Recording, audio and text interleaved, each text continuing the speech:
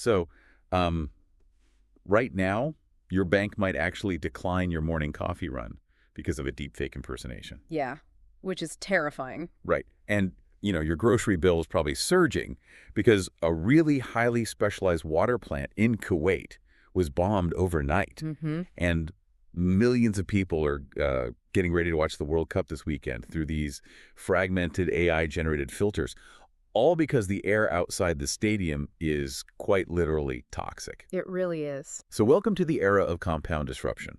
I mean, that is the defining theme of today's deep dive. We're going to be synthesizing a massive stack of global updates from today's edition of the Daily Tech Reader, and that's dated Saturday, July 18, 2026. Yeah, it's just a striking convergence of events right now. I mean, we are looking at multiple massive systems failing all at the exact same time. Right. You've got physical shipping lanes, digital data networks, and, literally the environmental envelope we live in. They are all experiencing these critical bottlenecks. And as we look at the escalating military situation in the Gulf today, Mhm. I just want to be very clear with you listening. Our mission isn't to take sides or, endorse any political or military viewpoints. Definitely not. We are impartially reporting on the content provided in these sources to just map out exactly how these maneuvers are rewiring the global systems that you rely on. Because, the facts on the ground are stark. They really are. The U.S. has just launched a 7th consecutive night of strikes against Iranian radar, maritime, and logistics facilities. And we're looking at over 50,000 U.S. military personnel positioned across the Middle East right now. Right. And the retaliation from Iran is actively expanding the scope of, what is even considered a target. No, so? Well, they are renewing these missile and drone attacks against Gulf states, but specifically they're hitting Kuwait's critical infrastructure. Right. So we are talking about electricity grids, airport operations, and crucially, their desalination plants. And at the exact same time, the U.S. is actively enforcing a naval blockade in the Strait of Hormuz. I mean, they are physically boarding tankers. While Iran threatens to use Houthi forces to put simultaneous pressure on the Red Sea. Exactly. Okay, let's unpack this a bit because I want to look closely at those targets in Kuwait, specifically the desalination plants. Yeah, that's a big deal. I mean, it's like if there's only one exit road out of a massive neighborhood and it's blocked, the whole town starves. Yeah. But when we think of warfare, we usually think of, military bases or oil refineries. Sure. So targeting a water plant just feels like a very different kind of strategy. Is this just about oil? Or are the targets telling us a different story about modern warfare? What's fascinating here is that this is fundamentally an infrastructure war. Attacking a desalination plant is a strategy of ultimate leverage. Ultimate leverage, right? Because a desalination facility isn't just, a giant tank of water you can easily patch up if it gets hit. No, of course not. It relies on these incredibly complex, highly pressurized reverse osmosis membranes and specialized intake pumps, plus immense amounts of continuous electrical power. So it's a highly delicate system. Exactly. If you shatter that specialized machinery, you cannot just rebuild it in a week. It takes months to source and replace those bespoke industrial components. Which means, you are attacking the baseline survivability of the civilian population. Precisely. In an environment with extreme heat, safe water systems fail long before a population actually runs out of food or fuel. Right. Water is immediate. And the United Nations is really sounding the alarm on this because targeting civilian infrastructure turns a regional dispute into an irreversible humanitarian crisis. Because you can't negotiate your way out of a broken water plant. Exactly. You can negotiate a ceasefire, sure, but a ceasefire doesn't magically rebuild a pulverized reverse osmosis membrane. Right. The escalation ladder just becomes a cliff. And the economic shockwaves from that cliff are totally immediate. The sources show Brent crude is sitting near $88 a barrel right now. Yeah. With a West Texas Intermediate near $83. And we are seeing record or near record diesel margins. Which is huge. It is. And for anyone listening who thinks, well, I drive an electric car or I take the subway, diesel prices don't affect me, we really need to look at the second order effects here. Definitely. Because high diesel margins completely break the just-in-time supply chain model. Yeah, that is the hidden tax on the entire global economy. For the last 30 years, commercial freight, agriculture, retail, they've all operated on this assumption of cheap, uninterrupted logistics. Right, you don't store inventory. Exactly, you just ship it exactly when you need it. But, when a naval blockade in the Strait of Hormuz suddenly makes shipping dangerous and diesel becomes outrageously expensive, Yeah. maritime insurance premiums just skyrocket. Companies panic. They start hoarding inventory because they literally don't know if the next shipment will make it through. Right, the predictability is gone. And that hoarding drives up warehouse costs, which drives up retail prices, and suddenly inflation surges across the board. It's a vicious cycle. It is. And the administration in Washington is, trying to frame this as necessary battlefield progress.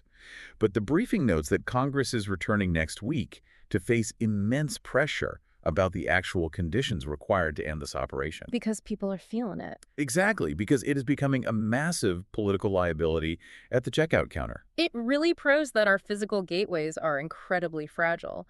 But what the Daily Tech Reader points out so clearly today is that while the physical supply chains are choking in the Middle East, the digital supply chains of the future are experiencing their own massive and honestly very confusing bottleneck. I am so glad you brought that up because I am looking at the financial data in this brief regarding the AI sector, and the maths just isn't mathing. Right. It's wild. On one hand, the physical build-out of AI infrastructure is just exploding. Companies like ASML and TSMC are expanding production to meet this massive global demand. And Meta is reportedly negotiating a staggering $10 billion compute agreement with Anthropic. $10 billion. But then, on the other hand, the semiconductor index just plummeted 17% in July. I mean, the broader AI economy seems to be completely detaching from AI stocks. It's a total paradox. Right. Wait, tech stocks are falling, but chip makers are drowning in orders. It sounds like everyone is buying pickaxes for a gold rush, but Wall Street is suddenly terrified there's no gold in the mountain. That is a perfect analogy. Think of it like building a multi-trillion-dollar electrical grid. Okay. Over the past few years, the tech industry has been spending absolutely unprecedented amounts of capital, erecting the power lines, building the substations, generating the electricity. Right, the physical stuff. Yeah, that is the physical build-out. The GPUs, the data centers, the foundries run by TSMC. But investors are looking at this massive capital expenditure and realizing that no one has actually invented the household appliances to plug into this grid yet. Oh, wow. So they want to see the revenue from the software, not just the massive spending on the hardware. Exactly. Wall Street is suffering from CapEx anxiety, capital expenditure anxiety.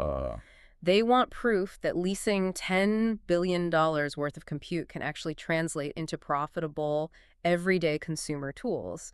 And that dynamic explains the massive milestone we just saw with Apple overtaking NVIDIA in market cap. Right, because Apple actually owns the appliances. Yes, exactly. NVIDIA makes the most advanced essential infrastructure in the world. They are building the high-voltage lines. Right. But their valuation is tied entirely to other companies continuing to spend billions on data centers. Apple, on the other hand, has an installed base of billions of devices already sitting in the pockets of consumers. Right, we all have an iPhone. Exactly. They possess the distribution network to make AI an everyday utility rather than just, a specialized enterprise experiment. Which makes sense. The market is shifting its bets from the people pouring the concrete to the people who can actually sell access to the building. And access to that building is, well, it's rapidly becoming the most contested geopolitical issue in the world right now. Definitely. Because the brief details a major move by China at the World AI Conference in Shanghai.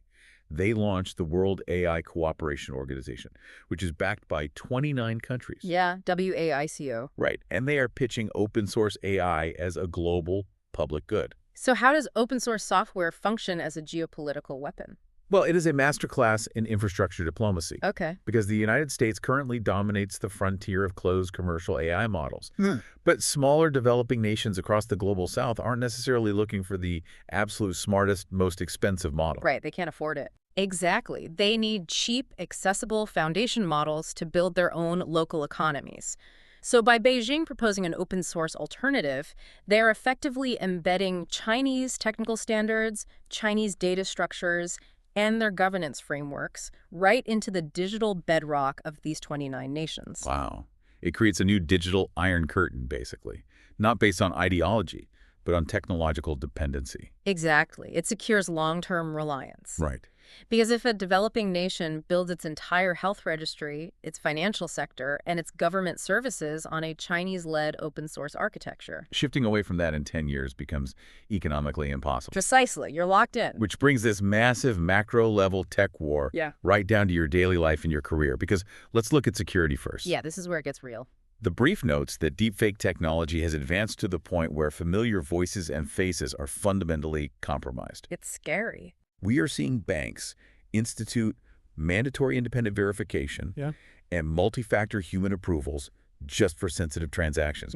The old system of trusting your eyes and ears is dead. Completely dead. But the shift in the job market is even more profound. Routine, general coding jobs are actively shrinking because those tasks are the easiest for the AI grid to automate. But, and this is key, the brief highlights a massive boom in roles requiring what they call professional judgment. Yes, this is the fascinating part. Bank of America isn't just hiring tech support right now. They are creating senior executive roles dedicated specifically to AI transformation. Right. Because when an AI can instantly generate 10,000 lines of code or synthesize a massive financial report in seconds, the value of the human worker isn't in creation anymore. No, it's an oversight. It's in managing the failure modes. Companies are desperate for people who possess the domain expertise to look at the AI's output, spot the really subtle catastrophic hallucination that could trigger a compliance nightmare, and make the high-stakes final decision. Because the heavy lifting is automated. The liability and the judgment required to navigate it remains entirely human. Exactly. That is where the premium on labor is going. Okay, so we have spent a lot of time analyzing the abstraction of our world. Digital networks, global supply chains, financial markets. The macro stuff. Right. But as you look toward your weekend, the failure of our physical, environmental infrastructure might literally be seeping under your front door. Yeah, the environmental data in today's brief is arguably the most immediate threat to daily life. The situation in Canada is just severe. We are tracking hundreds of active wildfires right now, with over 100 classified as completely out of control. It's massive. And the atmospheric currents are pushing a massive blanket of fine particulate smoke right across the U.S. Midwest and the East Coast. Right. And simultaneously down in Texas, communities are dealing with severe compound flooding. Yep. And right in the middle of this, the World Cup is taking place. France and England play Saturday. Argentina and Spain are in the final on Sunday in New Jersey. A logistical nightmare. Totally. The organizers are scrambling. They are actively monitoring real-time smoke levels for 80,000 exposed attendees and the athletes on the pitch. This is exactly where we see the concept of compound risk manifesting in real time. Here's where it gets really interesting, though. I was reading the Science and Space section of the brief, and it highlights how dependent emergency planners have become on space-based small satellites. Oh, yeah. We have this massive constellation of sensors providing hypergranular data on rainfall, soil saturation, and vegetation dryness. The sources actually argue this Earth observation data is now public infrastructure. It has to be because the nature of the disasters has totally changed. How do you mean? Well, take the flooding in Texas. When soil is already saturated from previous frequent storms, the Earth loses its capacity to absorb water. It acts like concrete. Oh, wow. So a moderate rainfall, which maybe 20 years ago would have been easily absorbed, now instantly becomes a catastrophic flash flood. And the satellites measure this perfectly. They do. We have incredible zero-latency data on these compounding vulnerabilities. But the tragedy of our current system is that while our measurement is instantaneous, our societal agility is incredibly slow. We just can't move fast enough. Exactly. We can see the disaster compounding from space, but we still build and rebuild our cities at the exact same pace, in the exact same hazardous locations. And because society cannot adapt fast enough, the burden of adaptation falls entirely on you. Yep. The brief offers very specific, medically grounded advice for navigating this weekend's air quality, and we really need to detail why this matters. First off, you have to stop relying on regional daily weather forecasts. They're too broad. Right, you need a hyper-local, block-by-block air quality app, because the smoke density can change drastically from one neighborhood to the next based on microcurrents. And we need to be clear about what the smoke actually is. It is not just the smell of a campfire. No, absolutely not. We're talking about PM 2.5, which is particulate matter that is 2.5 microns or smaller. Which is tiny. Right. When you inhale PM 2.5, It doesn't just irritate the back of your throat. These particles are so microscopically small that they literally bypass your body's natural respiratory defenses. Yeah. They cross the alveolar membrane in your lungs and enter your bloodstream directly. It's scary stuff. The medical data shows this causes immediate systemic inflammation, putting intense stress on your cardiovascular and neurological systems. The biological mechanism is insidious, and the public health impacts are far more severe than historical models suggested. Which means your mitigation strategy has to be equally severe. A cloth mask or a standard surgical mask does absolutely nothing to filter a 2.5 micron particle. Nothing at all. If you must go outside, you need a tightly fitted N95 or P100 respirator. And if you are staying indoors, simply closing the windows is insufficient. Right, it still gets in. The particulate matter enters through HVAC systems, vents, microscopic structural gaps. You need a portable HEPA filtration unit running continuously. But this is where it gets really unequal. Exactly, because the Daily Tech Reader points out a very dark reality here. Clean air is becoming a socioeconomic luxury. Yeah. If you can't afford a high-end HEPA filter or, your job requires you to be outside working construction or delivery, you are absorbing that cardiovascular damage while others just buy their way out of it. We are rapidly approaching a reality where public libraries and community centers will have to function as designated clean air centers. Wow. Operating the exact same way pooling centers do during deadly heat waves. And this environmental hostility is completely reshaping our culture, which, brings us back to the World Cup in New Jersey. Right. The brief introduces a concept called adaptive spectatorship. And it is fascinating. Historically, a World Cup final is this massive, shared physical experience. Yeah, the roar of the crowd, the energy. Right, the collective energy of a bar packed with fans watching a 90-minute broadcast. But the environment is actively dissolving that shared physical space. Because the air outside the stadium is hazardous, and outdoor watch parties are canceled, so fans are retreating indoors. But they aren't just sitting down to watch the traditional broadcast. No, it's totally different now. The brief details how technology is stepping in to mediate the experience. Fans are consuming the game through fragmented, localized feeds. They are watching AI-generated highlight summaries tailored to their specific favorite players. They are engaging with live, algorithmic prediction platforms on their phones instead of talking to the person next to them. We are watching the pinnacle of human athletic achievement, but we are experiencing it through a highly customized, isolated digital filter. Yeah. The physical world has become too dangerous to gather in, so the AI curates the culture for us. It is a profound shift. We are basically substituting physical community for digital curation, and it's driven entirely by environmental necessity. So we have mapped out an immense amount of terrain today. We really have. We looked at naval blockades and bombed desalination plants in the Gulf that are actively breaking the just-in-time global supply chain. Right. We examined the massive capex anxiety in the tech sector, where Wall Street is demanding consumer appliances for their trillion-dollar AI grid. Well, China uses open source code to build a new geopolitical sphere of influence. Exactly. And we looked at how compounding environmental risks are forcing us indoors, changing the very biology of what we breathe and the culture of how we consume sports. If there is a singular thread tying the Daily Tech Reader sources together today, it is the loss of slack in the system. The slack is gone. Completely. Gone. I mean, human civilization can handle a regional war. We can navigate a massive financial market correction. We can even endure a catastrophic wildfire season. And not all at once. Right. Accumulating risk means we're facing all of them simultaneously. Every single crisis consumes capital, attention, and resources, which reduces our flexibility to handle the next shock. The bottlenecks are just compounding. The slack is definitely gone. And that brings me to a final thought I want to leave you with. Just something to mull over as you check your local air quality app this weekend. We now possess Earth observation satellites that can perfectly measure our environmental decay down to the square meter. We do. And we are spending trillions of dollars building AI models that are getting incredibly adept at analyzing all that granular data. Right? So what happens in the very near future when these advanced AI models start generating risk reports for governments and massive insurance conglomerates? It's the big question. What happens when the AI looks at the compounding risks of floods, fires, and failing supply chains and calculates that a specific coastal city or a beloved fire-prone region is simply no longer a mathematically viable investment for infrastructure repair? Wow. When the digital brain looks at the undeniable data, and tells human society that a city just cannot be saved? Hmm. Do we listen to the cold, hard logic of the machine and retreat? Or do we defy the data and fight nature to save our homes?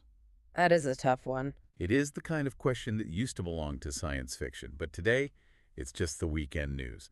Thank you for joining us on this deep dive. Stay curious, stay safe in the smoke if you're in the path of it, and keep asking the big questions. Catch you on the next one.